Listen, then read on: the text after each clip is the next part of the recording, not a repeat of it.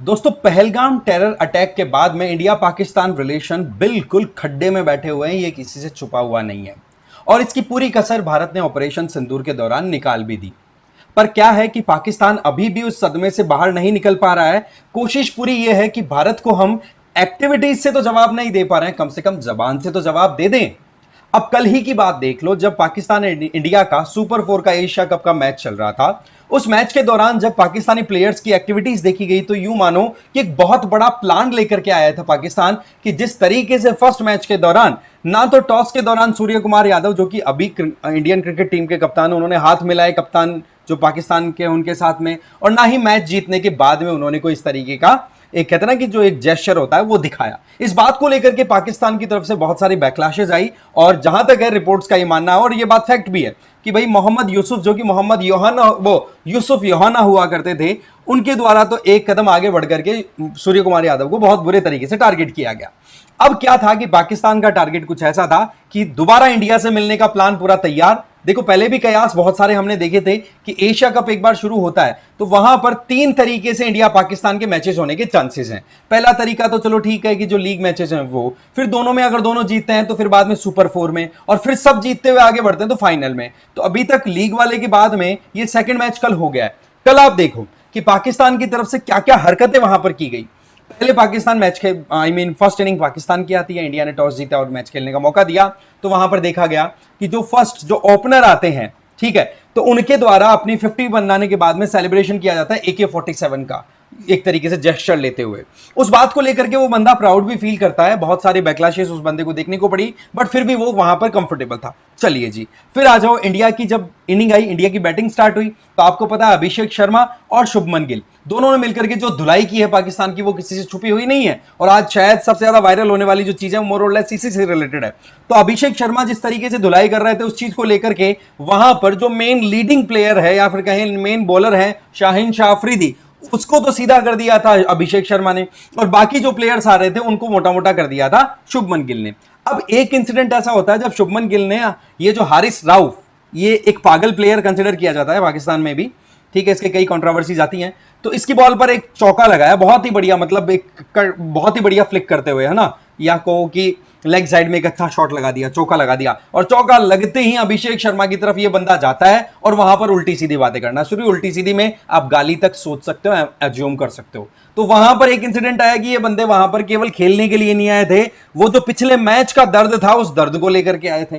फिर इसके बाद में और कई इंसिडेंट्स ऐसा है जहां पर ये जो हारिस राउफ है, ये इंडियन फैंस के साथ में क्लैश कर गया, जहां पर कोहली कोहली करके एक तरीके से फैंस है वो सेलिब्रेट कर रहे थे, चैंट कर रहे थे। रीजन बीइंग 2022 का वर्ल्ड कप मैच था ऑस्ट्रेलिया में। वहां पर आपको पता है एक लास्ट में शायद 8 गेंदों में 30 रन 28 रन समथिंग चाहिए थे, और इसी बंदे का ओवर था जिसमें फिर विराट कोहली ने अच्छे से वो मैच जिताया था। सो द पॉइंट इज कि विराट कोहली का नाम लिया गया और ये बंदा चिढ़ गया। अब चिढ़ा भी इतना गहरा कि इस बंदे ने ऑपरेशन सिंदूर के खिलाफ में जिस तरीके से नैरेटिव बनाई गई थी, वो इनका जो गंजी बनियान समथिंग कुछ जो ऑपरेशन था उसके नाम पर, उसके तहत इसके द्वारा ये दिखाया गया कि देखो जी, मेरे पास हमारी तरफ से 5 और एक ये 6 फाइटर जेट्स आपकी तरफ से आए हमारे, और फिर एकदम प्रॉपर इशारा करते हुए, यूं हाथ का इशारा करते हुए कि हमने छाओं की छाओं को नीचे गिरा दिया और तुम कुछ नहीं कर पाए इंडिया वालों।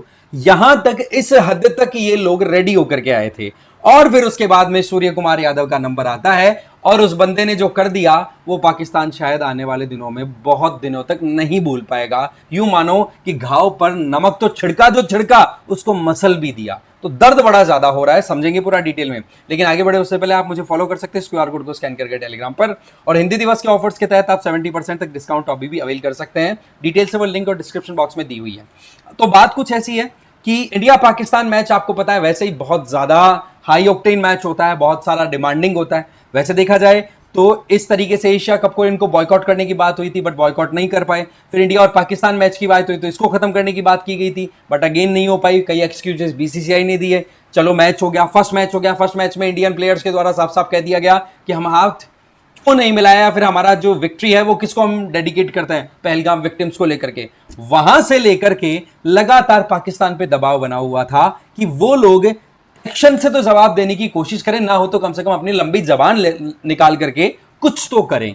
क्योंकि आपको ध्यान होगा कि जब पिछले मैच में हैंड शेकिंग नहीं हुई थी, हाथ नहीं मिलाए गए थे, तो पाकिस्तान क्रिकेट को मैनेज करने वाले इंडिविजुअल को वहां के आर्मी के द्वारा प्रेशराइज किया जाता है आज से मुनीर की तरफ से कि तुम लोग कर क्या रहे हो, कोई एक्शन क्यों नहीं लेते हो, एशिया कप से बाहर निकालो अपनी टीम को। और दुबई से जब पाकिस्तान का मैच था तो उसमें 1 घंटे का डिले भी किया था इन लोगों ने, अपनी तरफ से पूरे पैंतरे लगाए, पर इनको भी पता है कि एशिया कप को खुद बॉयकॉट अगर कर देंगे तो रोड पे तो है ही, उल्टा खड्डे में चले जाएंगे। बताया जा रहा है 140 करोड़ रुपए तक का इनको नुकसान हो सकता था, तो ऐसे में नुकसान से बचने की तो पूरी कोशिश रहती है। चलो कोई बात नहीं, एक काम करते हैं कि जो रेफरी था, मैच रेफरी फर्स्ट मैच के दौरान, उस रेफरी के खिलाफ में हम एक नैरेटिव क्रिएट करते हैं। नैरेटिव क्रिएट करने में तो पाकिस्तान वैसे ही आ गया, एक्शन में तो कुछ है नहीं, कि भाई उस रेफरी के साथ में हमारी मीटिंग हुई, क्योंकि पाकिस्तान ने ये कह दिया कि हम आने वाले फर्दर मैचेस में एशिया कप में पार्टिसिपेट नहीं करेंगे, हमारी बहुत बड़ी बेइज्जती है, इंडिया वालों ने हमारे साथ में हाथ नहीं मिलाए। तो ऐसे में वो रेफरी वाला जो मामला था उसको ये कह दिया कि रेफरी ने तो हमसे माफी मांग ली, जबकि रेफरी ने ये कहा था कि भाई वहां पर चीजें मैं प्रॉपर कन्वे नहीं कर पाया, वो एक थोड़ा सा मेरे लिए चैलेंज रहा, अदरवाइज पाकिस्तान से माफी मांगने का तो कोई इशू बनता ही नहीं है। चलो पाकिस्तान ने उसको अपनी तरफ से फ्रेम करके दिखा दिया, उस बात को लेकर के भी बैकलैशेस बहुत ज्यादा देखने को मिली आईसीसी की तरफ से पाकिस्तान को। फिर पाकिस्तान मैच खेलना स्टार्ट कर देता है। अब जैसे ही कल के मैच में पहुंचते हैं तो वहां पर फिर देखो एक्शन, एक तो ये भाई साहब आप यहां पर आप देख लो कि 6 बार बोले 6 राफेल्स तुम्हारी तरफ से उड़ के आए और उनको उठा करके हमने बोले एकदम मिट्टी में नस्त नाबूद कर दिया। इस तरीके से इंडियन फैंस को इस बंदे ने अपनी तरफ से जवाब दिया। अब आप सोचो क्रिकेट ग्राउंड पे खड़े होकर के आप ऐसा एक्शन ले रहे हो, ये बात ठीक है कि इंडिया ने हाथ क्यों नहीं मिलाया, इंडियन प्लेयर्स ने हाथ नहीं मिलाना, और दूसरी तरफ इस तरीके के एक्शन करके आप दिखा रहे हो कि जी हमारी आर्मी और हम एक जैसे ही हैं। हमारी आर्मी तो क्या, बेसिकली अब तो यहां तक बोला जाना स्टार्ट हो गया है कि पाकिस्तानी प्लेयर्स है ना, वो प्लेयर के फॉर्म में एक्चुअली टेररिस्ट हैं। और कल तो कई बार ऐसे इंसिडेंट्स लगे थे कि कहीं ये लोग फट न जाए खुद के वहां पर बटा के दबा के बटन, क्योंकि इनका रहता ही है थोड़ा सा इस तरीके से उड़ती हुई तो है ही कम्युनिटी, कुछ इस तरीके का सिनेरियो वहां पर देखने को मिला। अच्छा ये फिर यहां पर आप देख लो शहजाबा साहिबजादा फरहान, इसने 50 बनाई और ये इस तरीके से AK-47 का साइन लेकर के सेलिब्रेट किया जैसे पता नहीं कोई तीर ही मार दिया हो भाई। चलो ठीक है, इतने लंबे समय बाद में किसी पाकिस्तानी की तरफ से 50 लगी है तो चलो सेलिब्रेशन का मौका बनता है, और इस तरीके के सेलिब्रेशन करते भी हैं।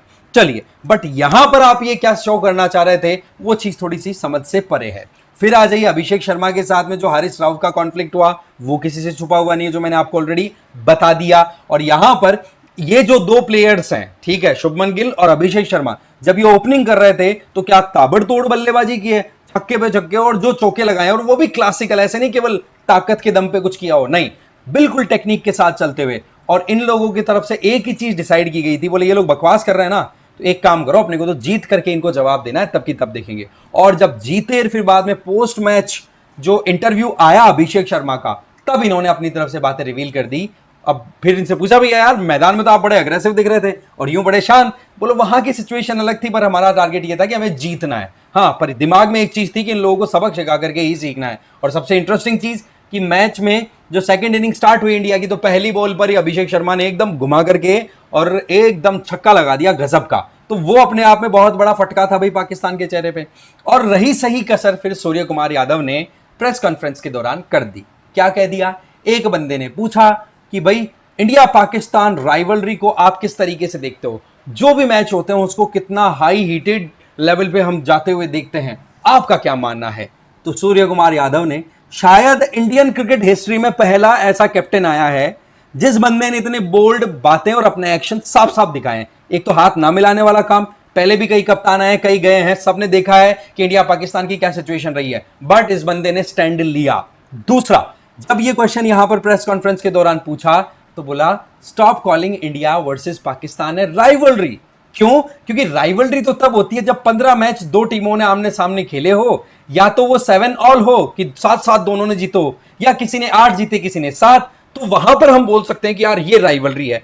बोले जहां पर 13-0, 7-1 ऐसा कुछ स्टार्ट अगर आए, जहां पर एक टीम बिल्कुल लगातार जीतती चली जा रही है, 1 या 2 मैच सामने वाली टीम ने जीते हैं, और एक जो 50 ओवर वर्ल्ड कप है उसमें आज तक इंडिया नहीं आ रही है, तो वहां पर कौन सी राइवलरी है। बोले राइवलरी कहना छोड़ो, इसको हाइप मत दो, it's just a common match. और ये बात कह दी ना, अब पाकिस्तानी जो है वो खून के आंसू रो रहे हैं, और ये रोने वाली बात भी है भाई, क्योंकि आज तक इंडिया ने क्या किया है देखो, पहले हम राहुल द्रविड़ के जमाने के हुआ करते थे, सचिन तेंदुलकर के, कोई बात नहीं, किसी से कोई फालतू बात नहीं करनी है, हमें बैट से जवाब देना है, बैट से जवाब दिया।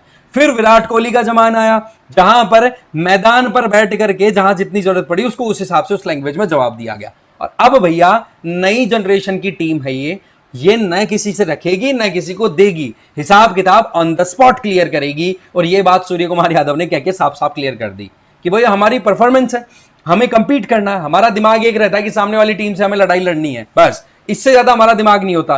रही बात इंडिया पाकिस्तान मैच की, तो देखो अभी राइवलरी कहना बंद करो, राइवलरी का मतलब कुछ और होता है। तो इस बात को अगर आप इंटरप्रेट कर दो जनरल मैनर में भी ले जाया जा सकता है कि हाँ भाई चलो ठीक है, केवल पॉइंट है कि भाई हाँ वाकई में 13-0 13-1 और 7-8 8-7 ये बहुत डिफरेंस वाली चीज हो जाती है। तो इस तरीके से ये बात कहकर के सूर्य कुमार यादव ने उनका जो घाव था ना, उस घाव पर नमक डाल दिया और नमक डाल करके उसको रब भी कर दिया, जो कि आने वाले समय में बहुत सारी चीखें निकलवाने का कारण बन सकता है। बाकी देखो अभी गेम है, एशिया कप का फाइनल भी बाकी है, कुछ भी हो सकता है, बट अभी तक जो कुछ हुआ है बड़ा इंटरेस्टिंग हुआ है। बट यस, यहां पर पाकिस्तान की तरफ से एक बड़ा एजेंडा यहां पर लेकर के आया गया था, वो हार गए बस, और बस नहीं आ रहे, उनको हराया गया ढंग से। जीतने का तो पता नहीं वो लोग क्या सोच के आए थे, बट वो हार गए। अगर जीतते तो पता नहीं और किधर से फटफट करके निकलते, राइट। आपका क्या सोचना है इस मामले में, सूर्य कुमार यादव का जो स्टैंड है उसको लेकर के आप कमेंट करके जरूर बताना। बाकी इस वीडियो में तो इतना ही था, थैंक यू वेरी मच।